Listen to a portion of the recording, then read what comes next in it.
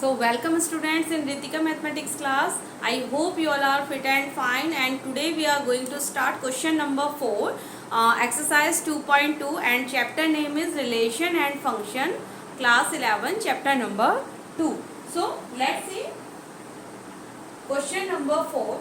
In this question we have given one figure. कुछ इस तरीके से यहाँ पर हमें फिगर दिया गया है 5, 6 and 7. Inputs and outputs are Q is another set and outputs are 3, 4 and 5. This is the output.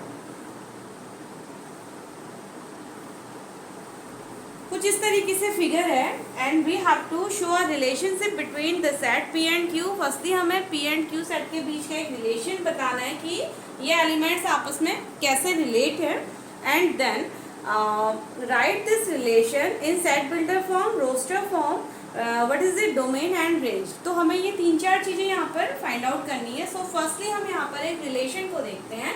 Late हमने रिलेशन को यहाँ पर नेम दे दिया आर. तो रिलेशन किस टाइप का है? R such that x, y such that.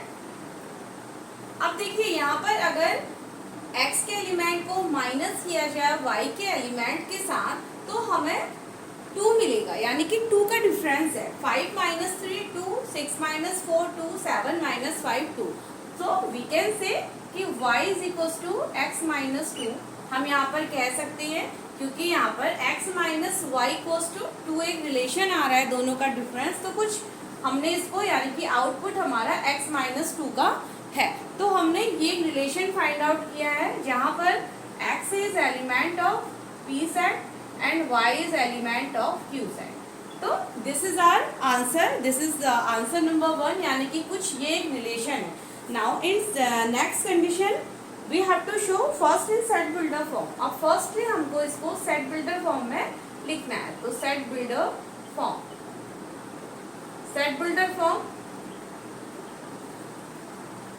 okay, this is the set builder form में already हमने इसको लिख दिया है. This is our set builder form. तो first हमारा यही condition हो गया. तो first answer हमारा set builder form में हमने relation को find out किया है. नाउ सेकंड हमें फाइंड करना है रोस्टर फॉर्म. अब इसको हमें रोस्टर फॉर्म में फाइंड करना है. तो roster form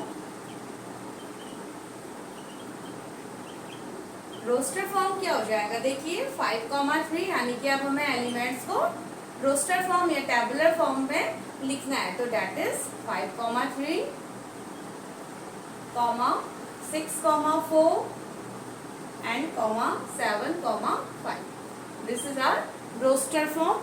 And third is what is its domain and range. और हमें यहाँ से domain and range भी फाइंड करनी है. तो domain इक्वल्स टू domain क्या हो जाएगा?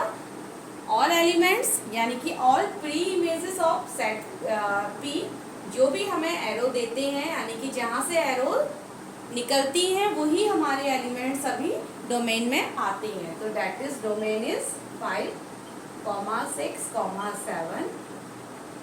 This is the domain and range यानी कि प्री इमेजेस की इमेजेस जो होती हैं वो हमारी रेंज होती है. तो in this condition range is 2, 4, 5.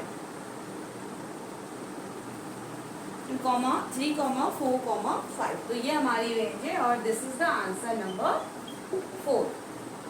Now come to the question number 5. Now question number 5 is question number 5 of exercise 2.2. Let A equals to A is a set where the elements are 1, 2, 3, 4 and 6. This is the A set. Let R with a relation on A defined as. R किस तरीके का एक relation दिया गया है? R is a relation A, B such that A, B is element of A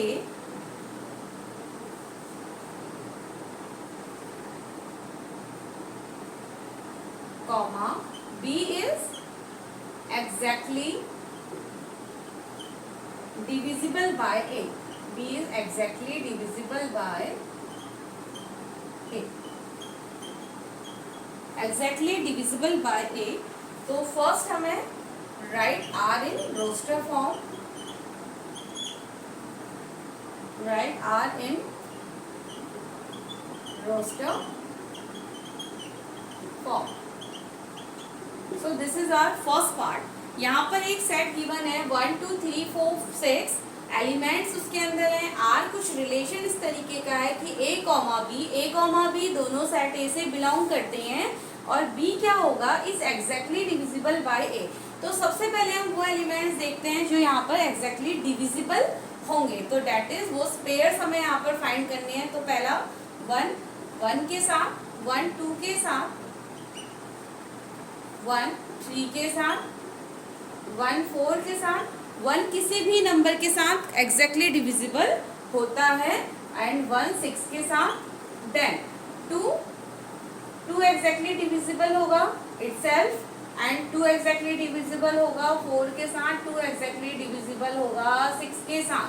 now come to the 3 exactly divisible होगा itself and 3 6 के साथ भी एग्जैक्टली डिविजिबल होगा. नाउ कम टू 4 हमारा 4 के साथ एग्जैक्टली डिविजिबल होगा एंड देन 6 के साथ एग्जैक्टली डिविजिबल होगा. तो ये तो हमारे वो नंबर्स हैं जो एक दूसरे के साथ एग्जैक्टली डिविजिबल होंगे. तो दिस इज रोस्टर फॉर्म. ये हमने ऑलरेडी इसको रोस्टर फॉर्म में भी डिनोट कर दिया है. Now second is find the domain of R. अब हमें यहाँ पर डोमेन फाइंड करना है. तो डोमेन यानी कि अब आप बिना विजुअली रिप्रेजेंट किए भी यहाँ पर डोमेन फाइंड आउट कर सकते हैं. डोमेन क्या होता है? सेट ए के elements.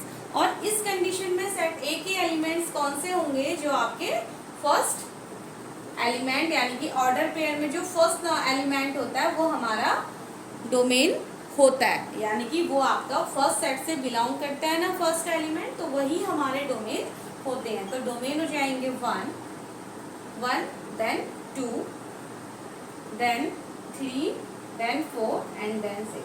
This is the domain. And then second हमें यहाँ पर फाइंड करना है.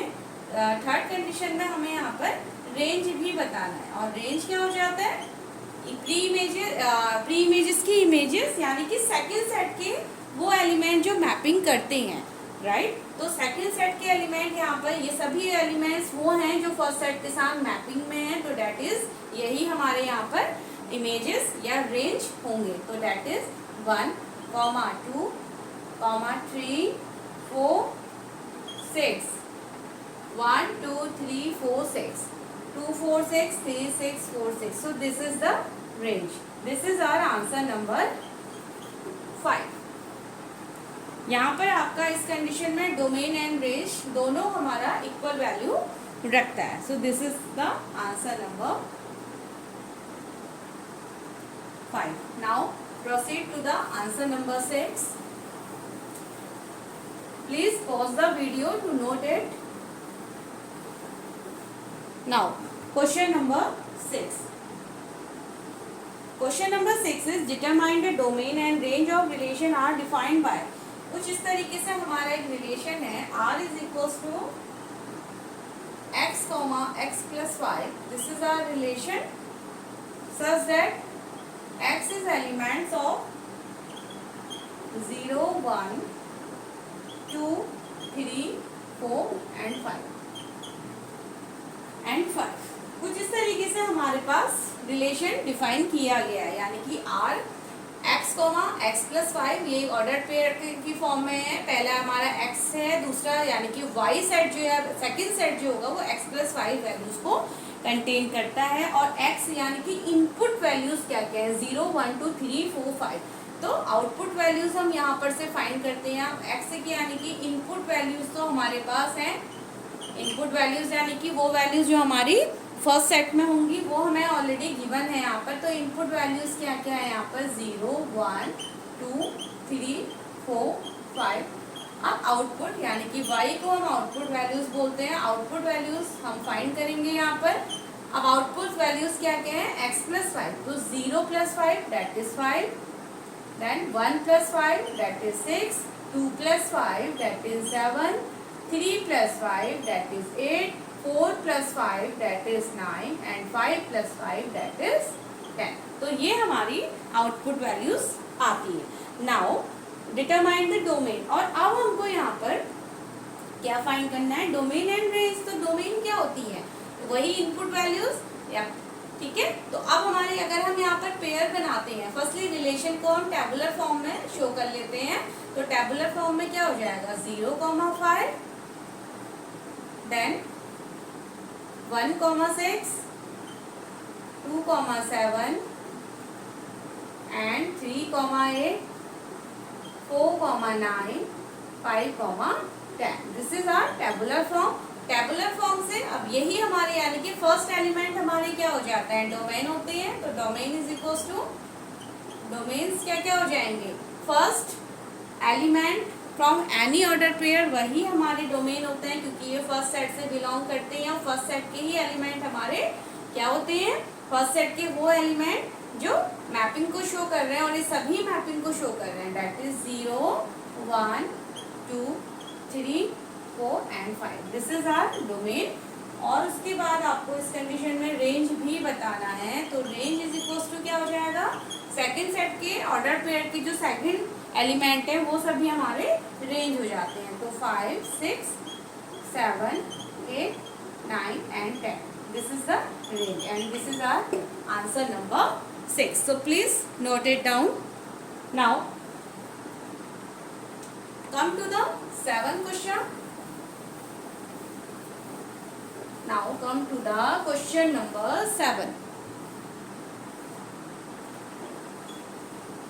Question number 7. Write a relation R is equals to. There is a relation. हमें relation दिया गया है R x, x cube type एक relation है हमारे पास, such that x हमारा is a prime number, x is a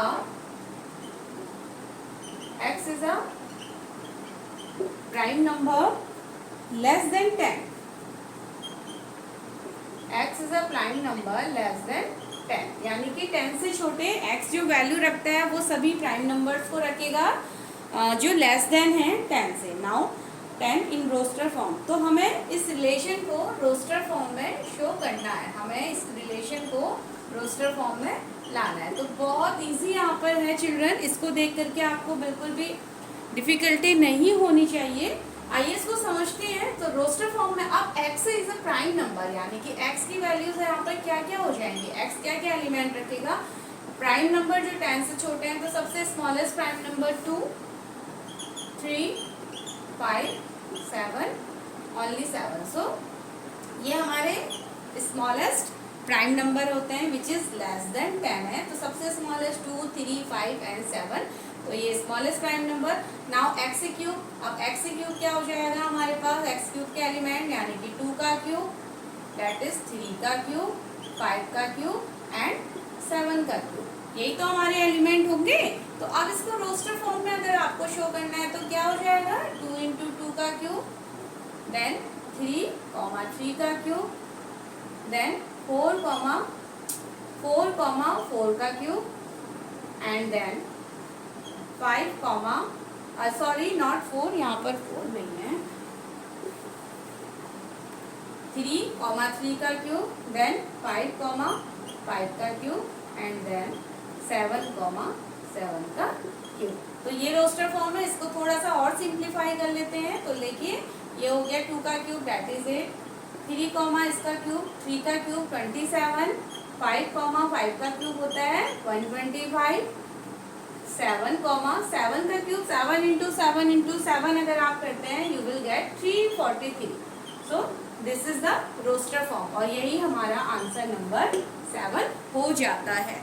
so please note it down. I hope हम जहाँ से फर्स्ट क्वेश्चन नंबर 1 से क्वेश्चन नंबर 7 तक हमने सभी क्वेश्चन यहाँ पर सॉल्व किए हैं। आई होप चिल्ड्रन कि आप लोगों को ये सारी चीज़ें यहाँ पर बहुत अच्छे से क्लियर हो रही होगी एंड प्लीज़ आप लोग इसको थोड़ा सा प्रैक्टिस में भी लीजिए। कुछ इसी तरीके के जब आप खुद कुछ क्वेश्चन प्रैक्टिस में लेंगे तो आपको अंडरस्टैंडिंग और यहाँ पर बेटर होती है। Now question number 8। Question number 8, let's see the question number 8. This is, let A equals to x y z, B equals to 1 comma 2. Find the number of relations from A to B. So let's see, A is x y z and B is 1 comma 2. Find the number of relation from A to B. तो number of relations क्या होता है हमारे? अब number of relation के लिए देखिए total हमें फाइंड आउट करना है। तो number of element in set A 3 elements है and number of element in set B 2 elements. Okay, तो MA 2 एलिमेंट्स। अब आप नंबर ऑफ रिलेशन को कैसे शो करते हैं? तो नंबर ऑफ रिलेशन होता है हमारा, number of relation is equals to 2 की पावर में जितने भी number of element set A में होंगे और जो भी number of element set B में होंगे उन दोनों की, यानी कि 2 की पावर में आपने पढ़ा है कि 2 की पावर p इंटू क्यू, अगर आप देखते हैं तो 2 की पावर p इंटू क्यू होता है ना। p आपके number of element from A set and q आपके होता है number of element from B set. तो यहाँ पर आपका 2 की पावर यानी कि ए एलिमेंट में 3 एंड बी सेट में 2, तो 2 की पावर 6 एंड 2 की पावर 6 को जब आप एक्सपेंड करेंगे एंड आपको मिलते हैं 64। तो आपका ये आपका तो टोटल नंबर ऑफ रिलेशन इस कंडीशन में आपके होंगे 64। So please note it down.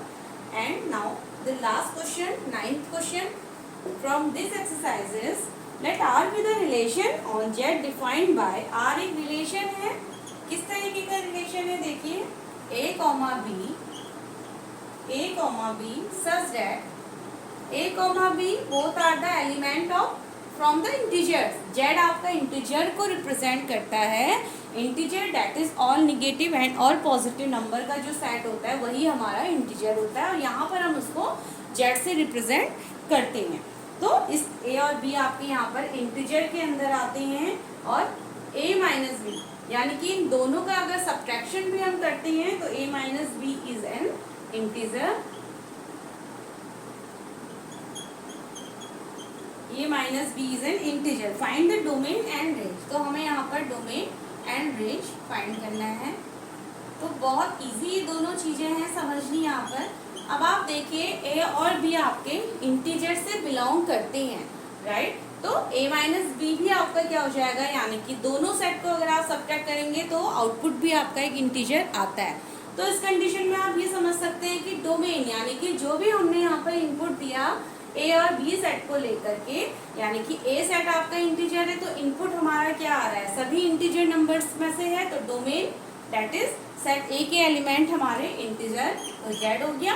And range यानी कि जो हमने आउटपुट आया, आउटपुट हमारा भी जो आएगा वो भी क्या हो जाता है हमारा इस कंडीशन में इंटीजर। तो ये हमारा answer number 9। And with this questions our exercise 2.2 have completed. So please note it down and solve some more questions for better understanding and we will proceed exercise 2.3 in next video.